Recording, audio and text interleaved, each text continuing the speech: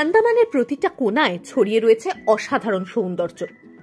South আন্দামানের port Blair Havelock নীল ভ্রমণ পিপাসুদের কাছে যথেষ্ট জনপ্রিয় হলেও নর্থ ও মিডল আন্দামান এখনো অনেকটাই অবহেলিত।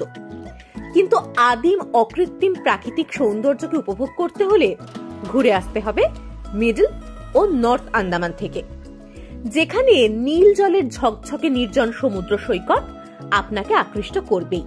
নিতান্তই রিল্যাক্স করা হোক বা সমুদ্রে দাপাদাপি, কিংবা মাউন্ট হেরিয়েটের ট্রেকিং বা কালীপুরের টার্টেল নেস্টিং দেখা, ম্যানগ্রোভের জঙ্গলে বোটিং বা ওয়াকিং, লামিয়া বেতে সানরাইজ হোক বা মরিস ডেরাতে সানসেট, সবকিছুই আপনাকে মুগ্ধ করবে।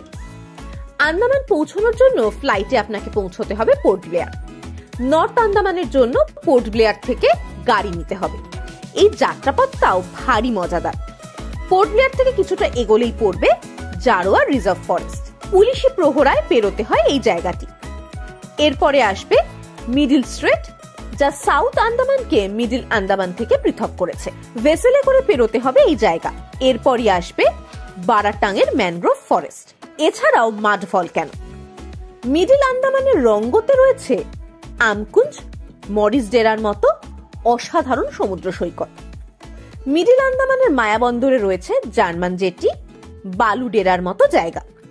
নর্থ আন্দামানের ডিগলিপুরে রয়েছে রস অ্যান্ড স্মিথ, স্যান্ডব্যাংক, মাউন্ট হেরিয়েট ও লামিয়া বের মতো সুন্দর জায়গা। আমরা এবার মিডল ও নর্থ আন্দামানের জন্য 2 রাত 3 দিনের প্ল্যান করেছিলাম eTripoto.in এর সাথে। সেই মতো পোর্ট ব্লেয়ার থেকে ভোর রাতে রেডি হয়ে রওনা দিলাম। এখন সময় সকাল 3:20, মানে ভোর রাত 3:20, আর আমরা একদম রেডি। ব্যাগেজ নিয়ে আমরা বেরিয়ে যাব আজকে। পোর্ট ব্লেয়ারকে আবার বিদায় জানিয়ে আমরা এগিয়ে যাব নতুন জায়গার উদ্দেশ্যে। অনেকটা পথ চলতে হবে, তার সাথে টাইমিং এরও বেশ কিছু ব্যাপার রয়েছে। আমরা যাব নর্থ আন্দামান এক্সপ্লোর করতে। গাড়িও অন দ্য ওয়ে, আসলেই ব্যাগ নিয়ে আমরা নিচে নেমে পড়ব।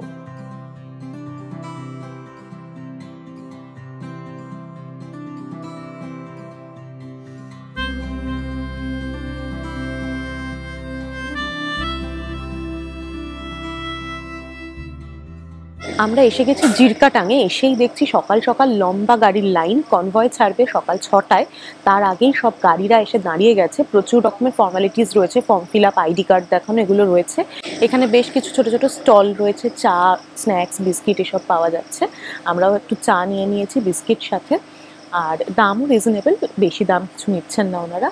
সাথে পরিষ্কার পরিচ্ছন্ন টয়লেট রয়েছে, লেডিস এবং জেন্টস দুটোই, সুতরাং কোনো রকম অসুবিধাই হবে না। জিরকাটাঙে রয়েছে জারোয়া রিজার্ভ ফরেস্ট ও ঢোকার আগের চেকপোস্ট। এই চেকপোস্টের পরেই রয়েছে আন্দামানের আদি ট্রাইব জারোয়াদের বাসভূমি, তাই এখানে ঢোকার জন্য পারমিশন লাগে। প্রায় 47 কিলোমিটার লম্বা এই রাস্তার পর রয়েছে মিডল স্ট্রিট। চেকপোস্টের ধারে ঘুরতে ঘুরতেই আমাদের চোখে পড়লো এখানে একটা মন্দির রয়েছে, সাউথের মন্দির যেরকম হয় সেই স্টাইলে, সেই ঘরানার একটা মন্দির। পিছনে যে জঙ্গলটা দেখা যাচ্ছে ওটাই হচ্ছে জারোয়া প্রোটেক্টেড জঙ্গল। ওর ভেতর দিয়েই আমরা যাব। কনভয় যাবে, তার সাথে সমস্ত গাড়ি, এই যে প্রচুর গাড়ি দাঁড়িয়ে আছে, গাড়ির লাইন লেগে গেছে, সেগুলো যাবে। আমরা যাব সকাল 6টার যে কনভয়টা তার সাথে।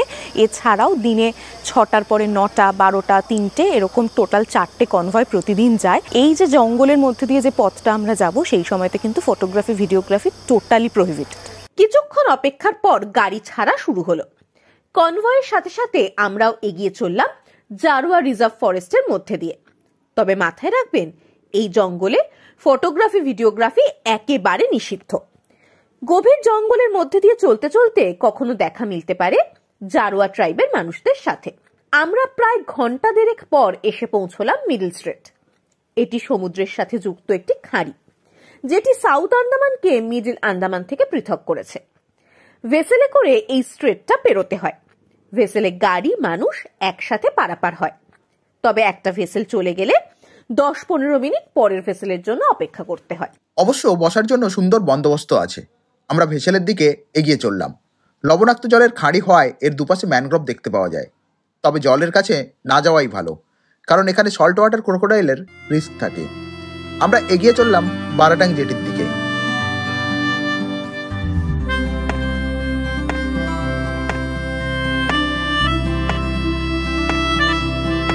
ভেসেল পারাপারের জন্য 13 টাকা করে টিকিট রয়েছে। আমরা মিডল স্ট্রেট পেরিয়ে উল্টো দিকে বারাটাং জেটিতে এসে পৌঁছলাম। এখান থেকে বোটে করে যাব আমরা লাইমস্টোন কেভ দেখতে। আমাদের ট্রিপটা যেহেতু ই ট্রিপটো থেকে বুক করা ছিল, তাই পৌঁছতেই ওনাদের রিপ্রেজেন্টেটিভ লাইফ জ্যাকেট পরিয়ে আমাদের রেডি করলেন। বড় ভেসেলে করে আমরা চলে এসেছি বারাটাংয়ের এখানে, দেখতেই পাচ্ছেন লাইফ জ্যাকেট পরে নিয়েছি। এখন আমাদের স্পিড বোটে করে যেতে হবে, স্পিড বোটে করে আমরা যাব লাইমস্টোন কেভ দেখার জন্য।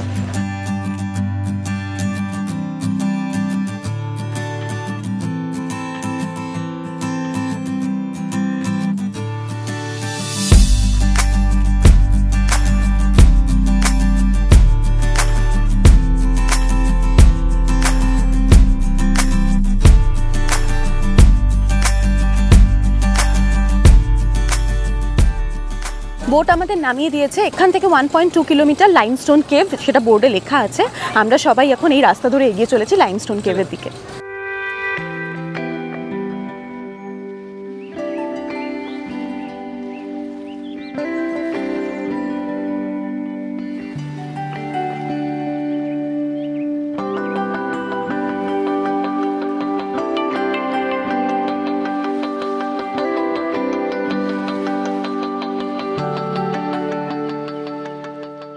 কি অসাধারণ ল্যান্ডস্কেপ! এতক্ষণ একটা জঙ্গলের রাস্তা, চারদিকে গাছ পুরো ঘিরে ছিল, রোদ সেখানে ঢুকতে পারছিল না। আর এইখানটা দেখুন কিরকম প্রশস্ত চওড়া একটা মাঠ।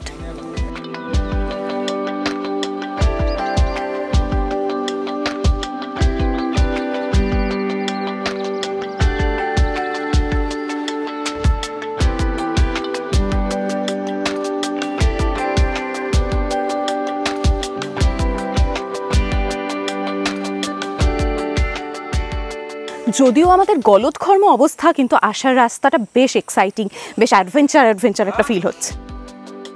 লাইমস্টোন কেভ যাওয়ার পথে নীলাম্বুর গ্রামের বাসিন্দারা কিছু দোকান সাজিয়ে বসেন, সেখান থেকে লেবুর শরবত নিয়ে নিলাম। লেবুর শরবতটা খেয়ে যেন দারুণ লাগছে, এতটা আসার পর এত ঘেমে গেছি, বসে লেবুর শরবতটাই এখন দারুণ লাগছে।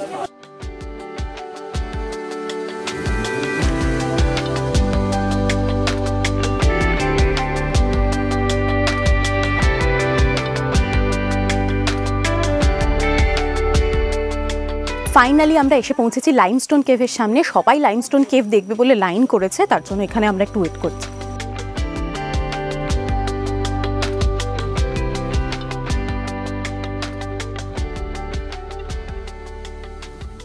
এই জায়গাটা বেশ সুন্দর লাগছে দেখতে, কিরকম যেন গিরিখাতের মতন পাথর কেটে কেটে এরকম জায়গাটা তৈরি হয়েছে। সামনে রয়েছে মূল লাইমস্টোন কেভ।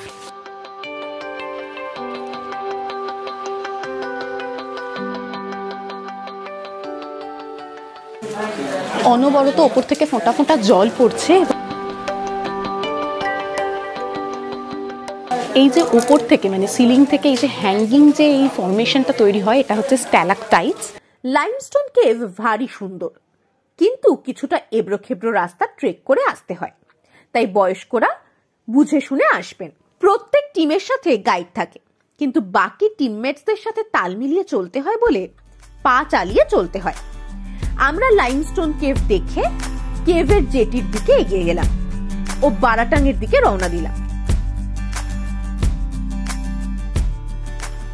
আমরা বারাটাং ফিরে এলাম, এখনো অনেকটা পথ যাওয়া বাকি, তাই তড়িঘড়ি রওনা দিলাম কদমতলার উদ্দেশ্যে।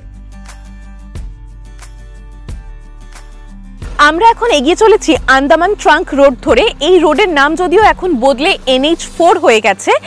এই যে ব্রিজটা, এটার নাম হাম্পি স্ট্রেট ক্রিক ব্রিজ। এই ব্রিজটা যখন ছিল না, এর আগে যেটা হতো সেটা হচ্ছে একটু আগে আমরা যেমন ভেসেলে করে এলাম, গাড়ি মানুষ সবাই ভেসেলে করে পেরোলো, ঠিক সেরকম এখানেও ভেসেলে পেরোতে হতো। এই ব্রিজটা হওয়ার ফলে অনেকটাই সুবিধা হয়ে গেছে, এখন গাড়ি সরাসরি চলে যায়। ব্রিজটা খুব বেশি দিন তৈরি হয়নি, দেখতেই পাচ্ছেন কি সুন্দর সামনের ভিউটা, আর গাড়ি খুব কম চলে। গাড়ি করে আমরা এখন এগিয়ে যাচ্ছি রঙ্গতের দিকে, আমাদের আজকের ডেস্টিনেশন ডিগলিপুর।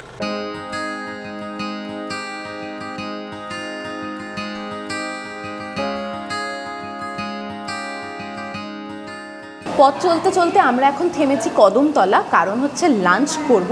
লাঞ্চে আমরা আজকে ভাত, ডাল, সবজি, মাছ ভাজা, অভিব্রত মাংস এই সমস্ত নিয়েছে। বেশ খিদে পেয়ে গেছিলো, এখন আমরা লাঞ্চ করে নেব, করে পেট ভর্তি হলে আবার নতুন উদ্যমে এগিয়ে চলবো ডেস্টিনেশনের দিকে।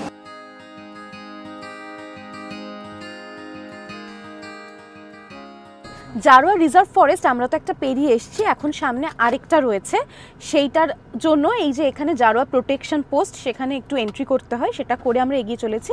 তবে এই জায়গায় কিন্তু অত প্রোটেকশন অত কিছু নেই।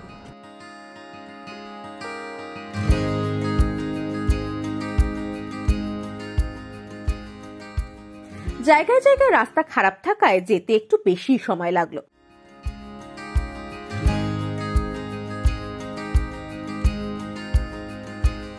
রঙ্গত একটা ছোট মার্কেট এরিয়া, এখানে এসবিআই এর এটিএম আছে, আর যাত্রাপথের এখানেই জিওর নেটওয়ার্ক পাওয়া গেল।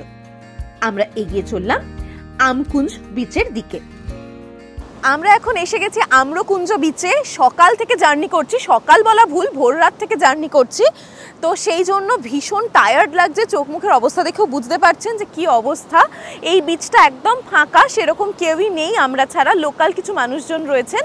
বিচের সাইডে দু একটা স্টল রয়েছে যেখানে ডাব পাওয়া যাচ্ছে, বিস্কিট, স্ন্যাক্স এই সমস্ত পাওয়া যাচ্ছে। এই আম্রকুঞ্জ বিচটা বেসিক্যালি কিন্তু ভীষণ পাথুরে একটা বিচ, আর এসেই আমরা যেটা দেখেছি যে এখানে ক্রোকোডাইল, কুমির রয়েছে, তার জন্য সেই সাবধান করে বোর্ডও লাগানো রয়েছে একদম ঢোকার মুখে।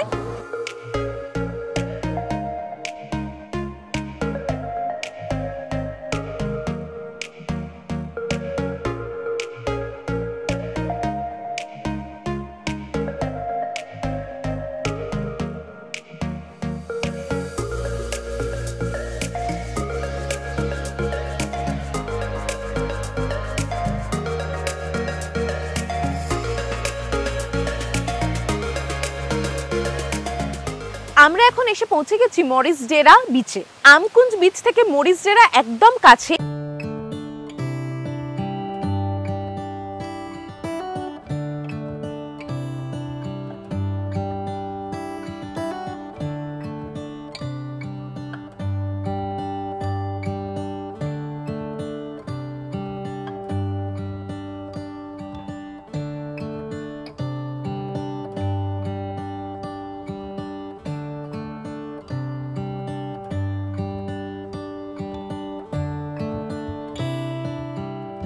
মরিস ডেরাতে দুর্দান্ত সানসেট দেখে সমুদ্রের প্যারালাল রাস্তা ধরে এগিয়ে চললাম ডিগলিপুরের দিকে।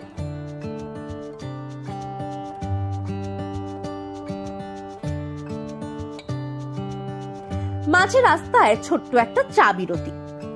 ডিগলিপুর পৌঁছতে রাত হয়ে গেল। যাক, পৌঁছতে পারবো তো এসব বিভিন্ন রকম ভাবনা চিন্তা মাথায় ঘুরছিল। আমরা বেরিয়েছিলাম সেই ভোর রাত 3:30, আর এখন রাত 9:30 আমরা এসে পৌঁছেছি ডিগলিপুর। এই সারা রাস্তাটা এত সুন্দর ছিল, আসার পথে আমরা বেশ কিছু সুন্দর সুন্দর জায়গা দেখে তবে ডিগলিপুর এলাম, যেগুলো আপনাদের সামনে তুলেও ধরলাম। যাই হোক, এই হোটেলটা ভারী সুন্দর, অনেকটা জায়গা জুড়ে এই হোটেল, সেটা আমরা কালকে সকালে ঘুরে ঘুরে দেখবো। আজকে আর ঘোরার মতন এনার্জি নেই, ফ্রেশ হয়ে নিয়ে আমরা এখন ডিনার করতে চলে যাব। আমরা এখন এসে গেছি ডাইনিং হলে ডিনার করতে। ডাইনিং স্পেসটা বেশ বড়, চারদিকে গাছগাছালি, তার মাঝখানে এরকম সুন্দর বসার ব্যবস্থা। আমরা ফ্রাইড রাইস, চিলি ফিশ দিয়ে ডিনার করে শুয়ে পড়লাম।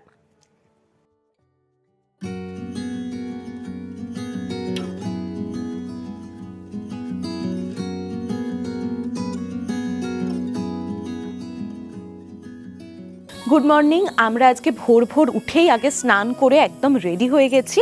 আমাদের স্টেটা একবার দেখুন, চারদিক গাছগাছালিতে ভর্তি। ভোরের আলো ফুটতে না ফুটতেই বিভিন্ন রকম পাখির ডাক, সারা রাত্রি ধরে বিভিন্ন রকম পোকার ঝিঝির আওয়াজ, এগুলো আমাদের কানে এসছে। আর এখন সকাল হতেই চারদিকে এখনো সেরকমভাবে রোদ ওঠেনি, কিন্তু আলো ফুটে গেছে। আমরা এগিয়ে যাচ্ছি আমাদের যে স্টে রয়েছে তার ঠিক পাশেই কালীপুর বিচ, সেটা দেখবো বলে।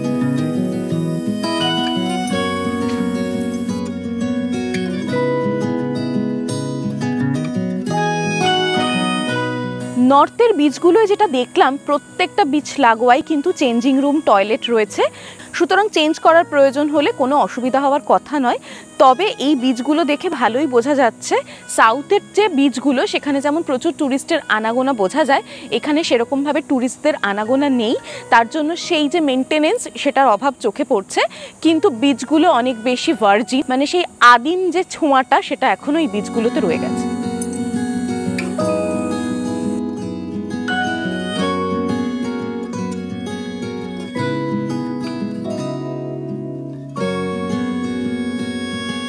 আমরা এখনো বিচ অবধি যেতে পারিনি, কিন্তু যাওয়ার আগেই এখানে থমকে দাঁড়িয়ে ওই ভিউটা উপভোগ করছি।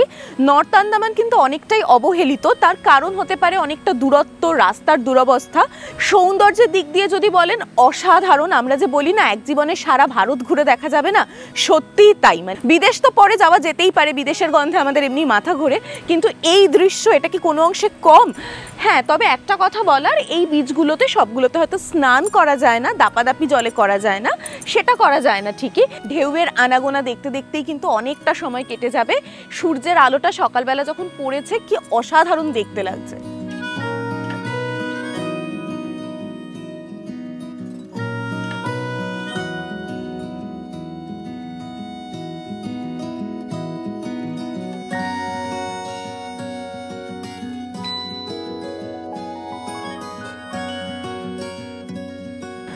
আন্দামান ভ্রমণের জন্য আন্দামানকে আমরা মূলত 3টে ভাগে ভাগ করে নিয়েছিলাম, সাউথ আন্দামান, মিডল আন্দামান এবং নর্থ আন্দামান। মিডল আন্দামানের মধ্যে পড়ে রঙ্গত এবং মায়াবন্দর, আর নর্থ আন্দামানে পড়ে ডিগলিপুর। আমরা এখন এসে পৌঁছেছি নর্থ আন্দামানের ডিগলিপুরে, আর এখন এক্স্যাক্টলি আমরা রয়েছি কালীপুর বিচে। আমার সামনে ওই যে উঁচু পাহাড়টা, যার একদিকে সূর্যের আলো এসে পড়েছে আর মাথায় মেঘ খেলা করে বেড়াচ্ছে, ওটা হচ্ছে আন্দামানের সবথেকে উঁচু পিক, স্যাডল পিক।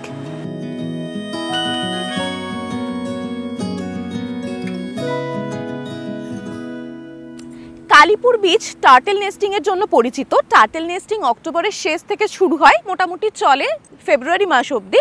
তবে ভালো টার্টেল নেস্টিং দেখতে হলে আসতে হবে জানুয়ারি ফেব্রুয়ারি মাসে। আমরা কালীপুরে বেশ কিছুটা সময় কাটিয়ে রিসোর্টে ফেরার পথ ধরলাম। রোদের আলোয় রিসোর্টটা একেবারে অন্যরকম লাগছে। আমরা ডাইনিং হলে চলে এলাম ব্রেকফাস্ট করতে। ব্রেকফাস্ট এখানে কমপ্লিমেন্টারি।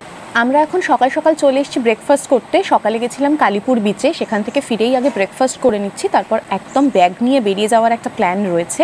ব্রেকফাস্টটা কমপ্লিমেন্টারি, অনেক রকম দিয়েছে। ব্রেকফাস্টে আমাদের জন্য রয়েছে পরোটা, ঘুগনি, তার সাথে উপমা, সাম্বার, এখানে কলা, ডিম, সব কিছু সাজিয়ে আমরা খেতে বসেছি।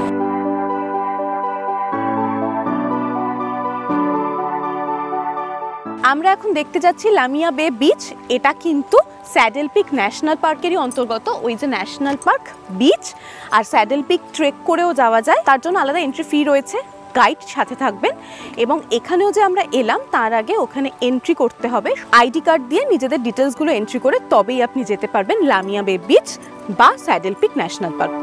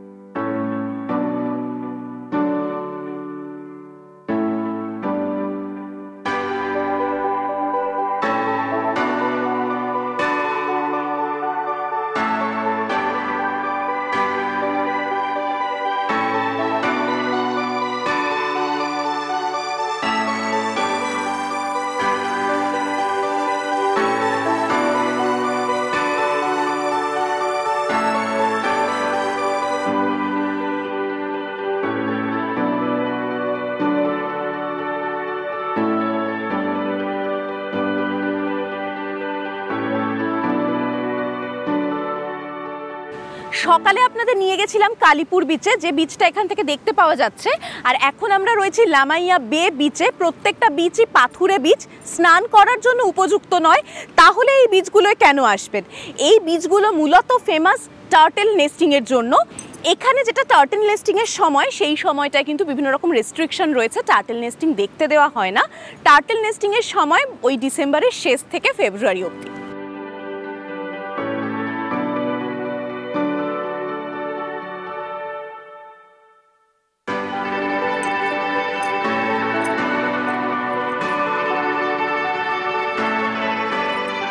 এই যে বিচগুলো, বারবারই বলছি পাথুরে বিচ, পাথুরে বেসিক্যালি নয়। এই যে এইখানে দেখতে পাচ্ছেন যেগুলো মনে হচ্ছে পাথর ছড়িয়ে ছিটিয়ে রয়েছে, এগুলো সবই কিন্তু ডেড কোরালস।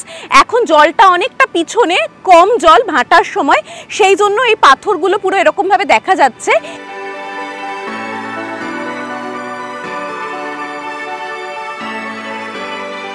ডিগলিপুরে রস অ্যান্ড স্মিথ আইল্যান্ড যাওয়ার জন্য যেখানে পারমিট করাতে হয় সেখানে আমরা এখন দাঁড়িয়ে আছি।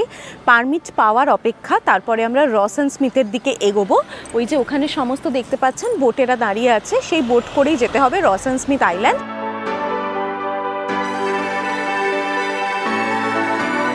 আমরা এখন দাঁড়িয়ে রয়েছি এরিয়াল বে জেটিতে।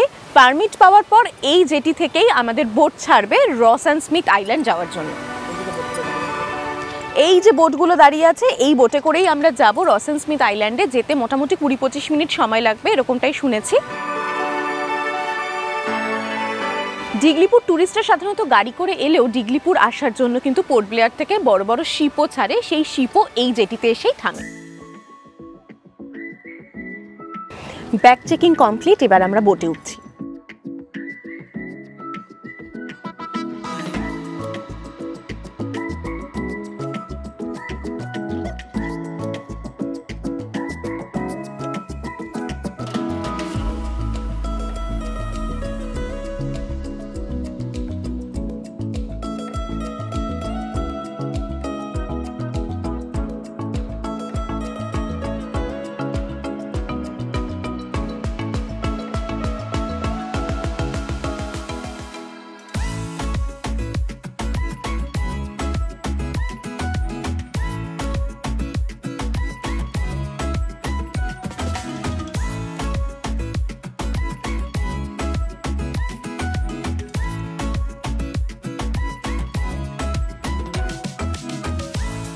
আমরা এসে পৌঁছলাম রস অ্যান্ড স্মিথ আইল্যান্ড।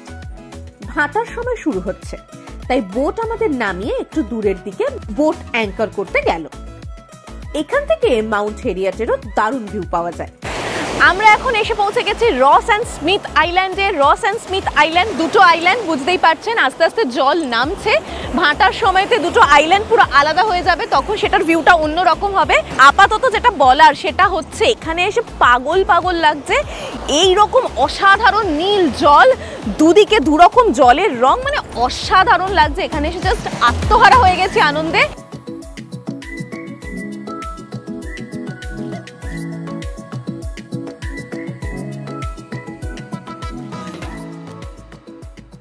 আমার এক পাশে সাগর এক পাশে বালি এমনটা কিন্তু নয়। আমি যে জায়গাটায় দাঁড়িয়ে আছি তার দুদিকেই সমুদ্র, মাঝখানে এরকম বালু তট। শুধু সমুদ্র নয়, স্বচ্ছ কাঁচের মতো নীল সবুজ জল দুদিকে, আর মাঝখানে এরকম বালি। এই জায়গাটা আর কোথাও নয়, নর্থ আন্দামানের রক অ্যান্ড স্মিথ আইল্যান্ড।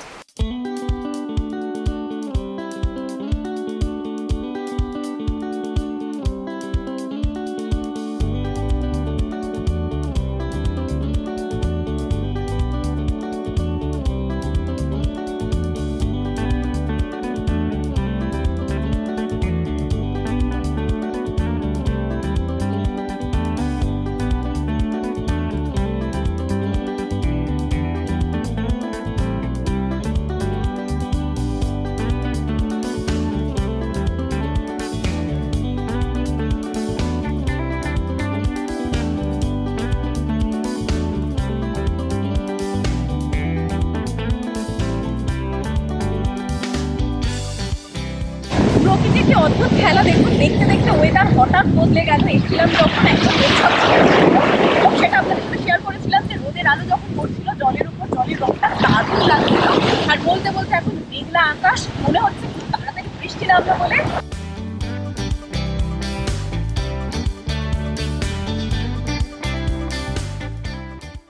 দ্বীপে আবহাওয়া খুব অদ্ভুতভাবে বদলে যায়। হঠাৎ ঝোড়ো হাওয়া, তার সাথে ঝমঝম করে বৃষ্টি।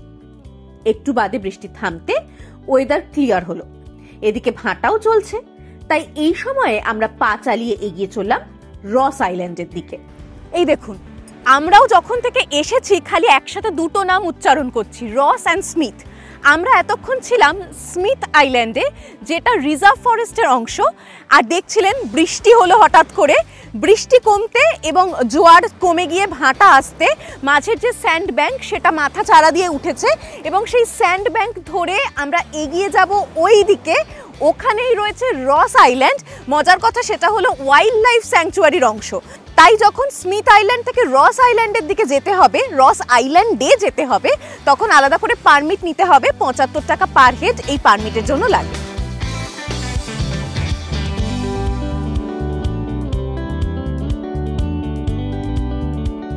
এতক্ষণ এই জায়গাটা দুদিকের সমুদ্রের জলে পুরো ডুবে ছিল, জাস্ট সবে জলটা সরে গেছে, তাই জন্য বালি এখনো ভীষণ নরম, হাঁটতে গেলে পা ঢুকে যাচ্ছে, একটুখানি ধীরে ধীরে তাই এগোতে হচ্ছে আমাদের।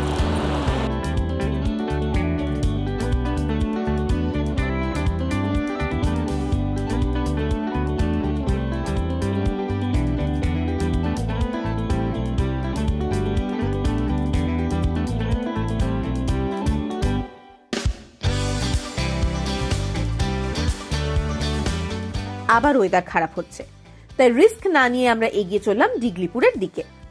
ডিগলিপুর আন্দামানের সব থেকে বড় মার্কেট এরিয়া। আমরা এখানে হীরা হোটেল থেকে লাঞ্চ করে নিলাম। লাঞ্চে ছিল ভাত, ডাল, সবজি ও নদীর টাটকা পার্শে মাছ। হাতে সময় কম, তাই লাঞ্চ করে সোজা রওনা দিলাম মিডল আন্দামানের মায়াবন্দরের দিকে।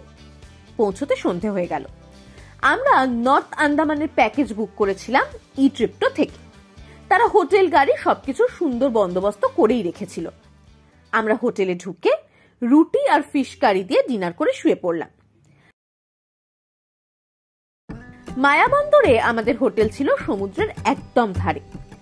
সারা রাত প্রবল বৃষ্টি হয়েছে, এখনো বৃষ্টি থামার নাম নেই, তাই বৃষ্টি মাথায় নিয়েই আমরা রওনা দিলাম। বৃষ্টি ভেজা দিনে মিডল আন্দামানের মায়াবন্দর থেকে আপনাদের সকলকে জানাই ভেরি গুড মর্নিং। আমরা এখন রয়েছি জার্মান জেটিতে। আমরা হোটেল থেকে চেক আউট করে বেরিয়ে পড়েছি। সকাল থেকে বৃষ্টি, সারা রাত মুষলধারে বৃষ্টি। সকালে আমরা এসে পৌঁছে গেছি জার্মান জেটিতে। তো এখন একটুখানি মেঘটা কেটেছে, যদিও বৃষ্টি হচ্ছে এক নাগারে। জার্মান জেটি নামটা থেকেই বোঝা যায় যে একজন জার্মান ইঞ্জিনিয়ার এটা তৈরি করেছিলেন যখন এখানে জাপানিজদের রাজত্ব চলছিল। এখানে জায়গায় জায়গায় বোর্ড দেওয়া আছে, সতর্ক করা আছে যে এখানে কুমির থাকে, তার জন্য মোটেই জলের কাছে যাওয়া যাবে না। এবার আমরা এগিয়ে চললাম বালুডেরার দিকে।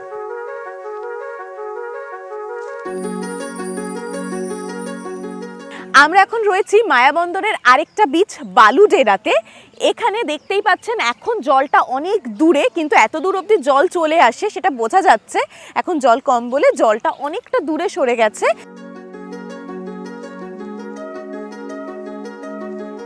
এবার আমরা এগিয়ে চললাম রঙ্গতের দিকে। মেঘলা বাদলা দিন, মাথায় ছাতা, আর এই ছাতা মাথায় দিয়েই আমরা এখন এসে পৌঁছে গেছি ধানিনালা ম্যানগ্রোভ ওয়াকওয়ে।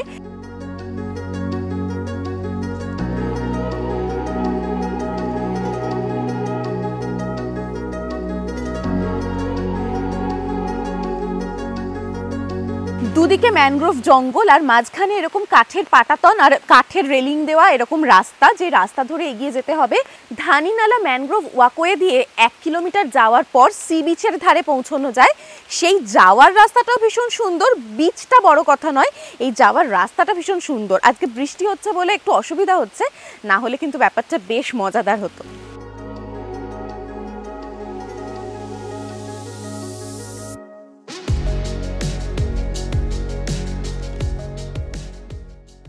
আমরা রঙ্গতের পঞ্চবটি বিচ দেখে এগিয়ে চললাম বারাটাঙের দিকে।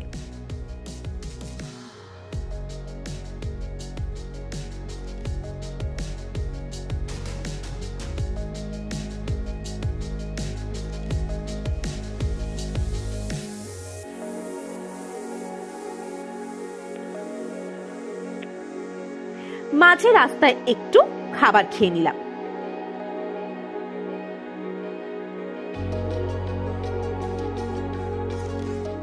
দেখতেই পাচ্ছেন আমরা এখন চলে এসেছি মাড ভলক্যানো দেখতে।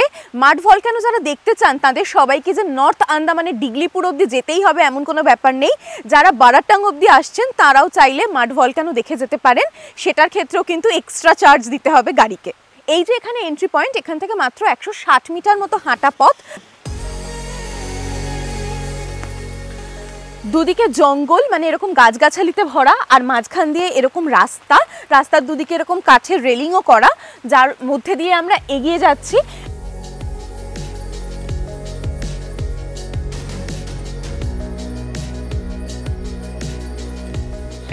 মাড ভলক্যানোস, অনেক সময় এটা বলা হয় মাড ডোমসও। কিভাবে এর সৃষ্টি? বিভিন্ন রকমের গ্যাস, কাদামাটি, জল এই সমস্ত মিশে ভলক্যানিক ইরাপশনের তৈরি হয়। তবে সাধারণ যে ভলক্যানো তার থেকে যেরকম লাভা নির্গত হয়, এখানে মোটেও ব্যাপারটা সেরকম নয়। এবং এই ভলক্যানিক যে ইরাপশন, মাড ভলক্যানোর যে ভলক্যানিক ইরাপশন, সেটা ম্যাগম্যাটিক প্রকৃতিরও কিন্তু নয়। এই যে মাঝখানে এই জায়গাটায় দেখতে পাচ্ছেন, এখানে না মাঝে মাঝে ওই ভেতর থেকে গ্যাস বেরোলে একটা কিরকম বুদবুদের মতন বেরোয় না, সেরকমটা হচ্ছে। বোঝা যাচ্ছে যে এখানে ভলক্যানিক একটা ইরাপশন হচ্ছে, খুব হালকা। এটা তো খুব মাইল্ড একটা ভলক্যানিক ইরাপশন, অনেক সময় তো এটা বড় এক্সপ্লোশনের আকারও নেয়। বারাটাঙের জেটিতে গিয়ে শেষ কনভয় ধরে এগিয়ে চললাম পোর্ট ব্লেয়ারের দিকে। পোর্ট ব্লেয়ারে পৌঁছে eTripto.in এর বুক করা হোটেলে উঠলাম। একটু ফ্রেশ হয়ে চলে এলাম পুল সাইড রেস্তোরাঁয় ডিনার করতে। আজ সকালে কমপ্লিমেন্টারি ব্রেকফাস্ট খেয়ে বেরিয়ে পড়লাম পোর্ট ব্লেয়ারের বাকি জায়গাগুলো ঘুরে দেখব বলে। আমরা ওয়ান্ডুর বিচের দিকে এগিয়ে চললাম। আমাদের ট্রিপের শেষ দিনে হাতে বেশ কিছুটা এখনো সময় রয়েছে বলে আমরা এসেছি ওয়ান্ডুরে মেরিন ইন্টারপ্রিটেশন সেন্টার দেখবো বলে। সকাল সকাল এসছি, এখন এখানে কেউই সেরকম নেই। আগেরবার যখন আমরা এসেছিলাম এখান থেকেই আমরা জলি বয়ের জন্য বোট ধরেছিলাম। জলি বয়ে যাওয়া এখন যাচ্ছে না, আপাতত বন্ধ রয়েছে। শুধু ওয়ান্ডুর সি বিচটা ঘুরতে আসা, তার সাথে মেরিন ইন্টারপ্রিটেশন সেন্টারটা একবার ঘুরে দেখা। ঢোকার মুখে এই ডুগংয়ের একটা স্ট্রাকচার রাখা, মানে সি কাউ, এটা এখানকার স্টেট অ্যানিমেল।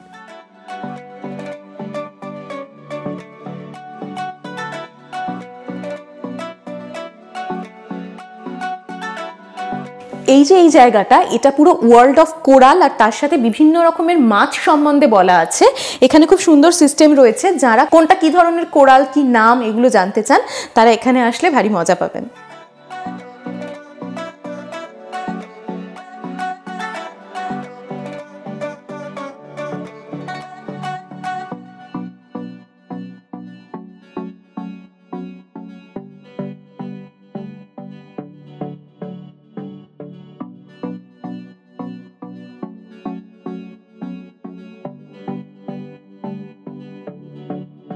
আমরা এখন রয়েছি ওয়ান্ডুর বিচে। ওয়ান্ডুর বিচটা আগে ভীষণ ফেমাস ছিল, তার কারণ এখান থেকে জলি বয়, রেড স্কিনের সমস্ত বোট ছাড়তো। এখন ওয়ান্ডুর বিচ থেকে ওই জলি বয় বা রেড স্কিনের ট্রিপগুলো হয় না, কিন্তু ওয়ান্ডুর বিচ হিসাবে বেশ সুন্দর, নিরিবিলি, ফাঁকা। সেরকম মানুষজন তো এখন আসেন না এই দিকটাতে। আর সূর্যের আলো পড়তেই জলের কালারটা কীরকম খেলছে দেখুন।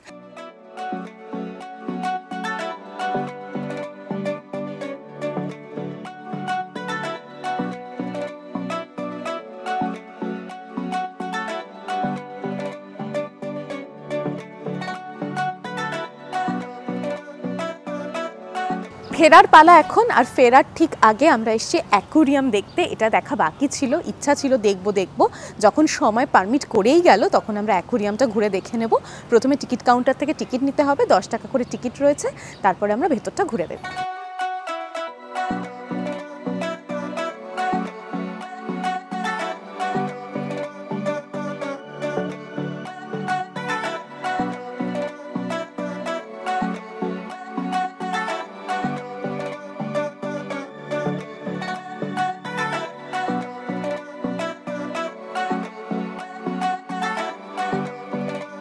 আমরা মেরিন অ্যাকোয়ারিয়াম দেখে জগার্স পার্কের দিকে এগিয়ে চললাম। জগার্স পার্ক নামটা শুনলে কি মনে হয়? জগার্স যারা জগিং করতে ভোর ভোর আসবেন। আমরা এসেছি কখন? এই রকম দুপুরবেলা জগার্স পার্ক দেখতে। আসলে উপায় তো কিছু ছিল না। জগার্স পার্কে আসলে আপনাদেরও ভীষণ ভালো লাগবে, তবে সময়টা খেয়াল করে আসবেন। ভোর ভোর আসার চেষ্টা করবেন বা বিকেল দিকে আসবেন, মানে সূর্যটা যখন অস্ত চলে যাচ্ছে সেই রকম সময় আসবেন, বেশ ভালো লাগবে। কি সুন্দর সাজানো গোছানো, পুরো চারদিকটা গাছ ফুল এসব দিয়ে সাজানো, আর দূরে উঁচু পাহাড়গুলো দেখা যাচ্ছে, আর এখান থেকে রানওয়েটা দেখা যাচ্ছে। এই ভিউটা উপভোগ করতে হলে আমাদের মতন এইরকম সময় নয়, সকাল দিকে আসবেন। আজকে নেহাতি রোদের তেজটা সেরকম নেই, আর চারপাশে এত গাছ হাওয়া দিচ্ছে বলে এখানে দাঁড়িয়ে থাকা যাচ্ছে। না হলে এই সময় এখানটা অতটা ভালো লাগার কথা নয়। ভালো লাগবে তখনই যখন বিকেলে এসে বেশ কিছুটা সময় কাটাবেন, খুবই ভালো লাগবে। জগার্স পার্ক ঘুরে আনন্দ রেস্তোরাঁয় ঢুকে অনেক দিনের ইচ্ছা ছিল লবস্টার, সেটা ট্রাই করলাম। জম্পেশ লাঞ্চ সেরে এগিয়ে চললাম এয়ারপোর্টের দিকে। সেখান থেকে ফ্লাইট ধরে বাড়ির দিকে এগিয়ে চললাম। আপাতত বিদায় পোর্ট ব্লেয়ার।